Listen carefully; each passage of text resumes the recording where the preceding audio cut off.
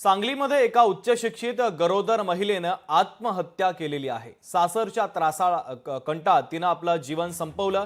सासरच्यांकडून Christian धर्म स्वीकारण्यासाठी तगादा लावण्यात आला होता असा आरोप तिच्या आई-वडिलांनी केलाय। मृत्युजा राजगे असं मृत महिलेचं नाव आहे। कुपवाड पोलीस स्टेशनमध्ये या संदर्भातला गुन्हा दाखल करण्यात आला। पतीसह सासू सासरे या तिघांना पोलिसांनी अटक केलेली आहे आणि या प्रकरणाचा अधिकचा तपास पोलिसांनी सुरू केला आहे।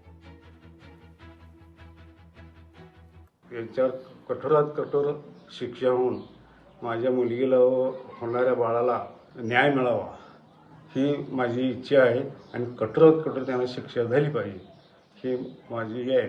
आणि मी तशी तक्रार कुपवाड MIDC येथे दाखल केलेली आहे आणि योग्य ते न्याय मिळेल आणि सर्व समाजाने याची जागरूकतेने याच्यावर उठाव करावा ही माझी नम्र विनंती आहे।